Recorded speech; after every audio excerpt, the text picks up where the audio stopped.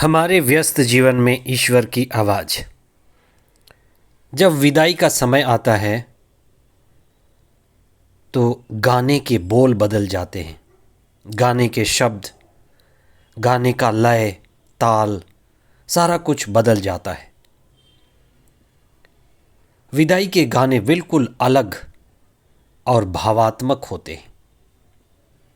उसी तरह मृत्यु के आभास हो जाने पर कि मृत्यु आ रही है, मरने वाले व्यक्ति के बोलने में, उसके व्यवहार में फर्क आ जाता है। अभी इस समय हम जिस पूजन विधि से गुजर रहे हैं वह अंतिम दिनों का है। इसलिए जो धर्म ग्रंथ के पाठ हैं वे अंतिम दिनों की बात कहते हैं। प्रकाशना ग्रंथ की अनकही, अनसमझी बातें बार बार दोहराई जा रही है। ईसा संसार के राजा हैं। कुछ ही दिन पहले हमने ख्रिस्त राजा का पर्व मनाया और ख्रिस्त राजा के पर्व को हम पूजन विधि के अंतिम समय में मनाते हैं और यह घोषित करते हैं कि ईसा सारे ब्रह्मांड के राजा हैं। ईश्वर ही सारे संसार की सृष्टि करता है। आज आप इस विषय पर विशेष चिंतन करें कि ईसा ने क्यों कहा कि यरूशलेम का भव्य मंदिर ढा दिया जाएगा, उसका विनाश होगा। हम अपने मृत्यु पर भी, हमारे आने जाने या मरने पर चिंतन करें जिससे हमें सद्बुद्धि आए। 34वां सामान्य सप्ताह 22 नवंबर 2022, पहला पाठ प्रकाशना ग्रंथ अध्याय 14 पद संख्याएं 14 से 19 तक। संत लूकस का सुसमाचार अध्याय 21 पद संख्याएं 5 से 17 तक।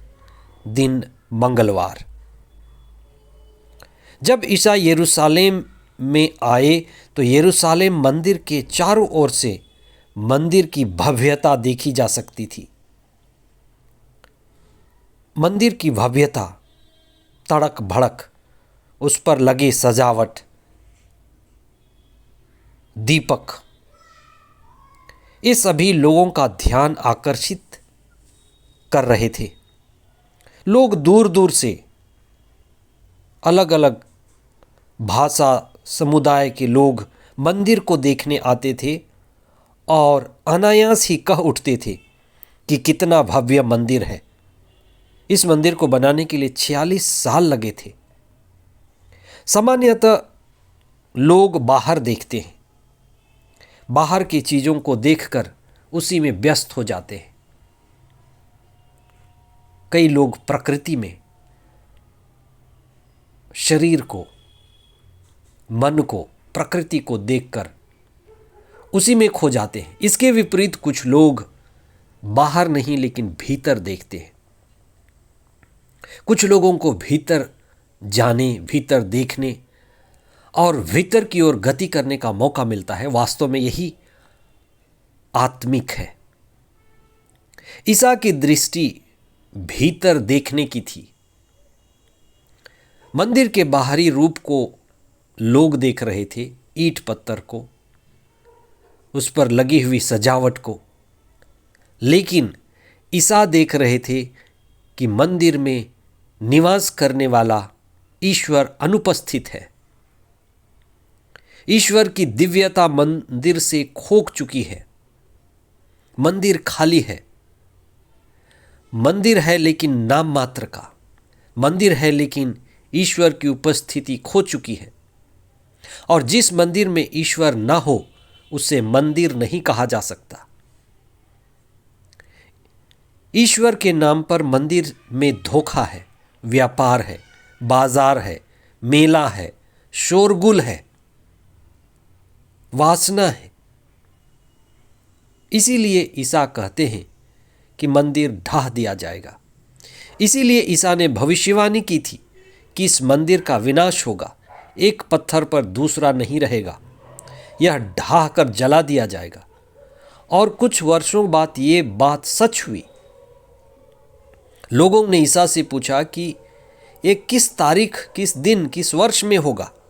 इस पर ईसा ने कहा, यह बात सिर्फ ईश्वर जानते हैं, लेकिन तुम्हें चिन्ह दिखाई देंगे, संकेत मिलेंगे। अगर तुम आत्मा में हो, सचेत हो, चेतनशील हो, होश में हो, तो तुम जान जाओगे। और जब जान जाते हो तो प्रार्थना करना और धैर्य बनाए रखना। प्रार्थना, धैर्य और विश्वास से तुम बच जाओगे। इसलिए ये समय है जब हम इन चिन्हों को देखते हैं, इन संकेतों को देखते हैं, तो प्रार्थना करें, धैर्य बनाए रखें और विश्वास का दीपक जलाए रखें। कई लोग अंतिम दिनों के विषय में बहकाते हैं, भ्रम फैलाते हैं।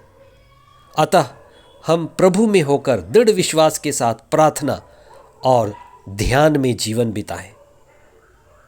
पहले पाठ में यूहन्ना के प्रकाशना की व्याख्या है कि भारी भीड़ ईश्वर के सामने खड़ी है, जो दुनिया में कष्टपूर्ण जीवन जीकर, आत्मिक जीवन जीकर ईश्वर के राज्य में सम्मिलित हुई है।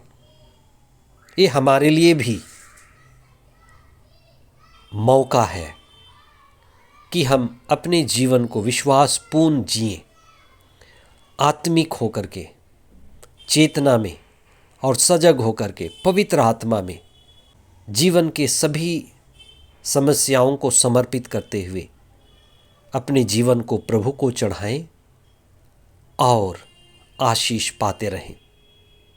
हम उनके लिए विशेष प्रार्थना करें जो कई तरह की विपत्तियों से, चुनौतियों से, कष्टों से, बीमारियों से, आर्थिक, सामाजिक और पारिवारिक संकटों से होकर गुजर रहे हैं और उन्हें ईश्वर के आशीष और कृपा की विशेष जरूरत है। हर एक परिवार प्रार्थना करते हुए धैर्य के साथ विश्वासपूर्ण जीवन जिए। ईश्वर सभी चुनौतियों में जूझ रहे लोगों को आशीर्वाद और कृपा दे। आमीन।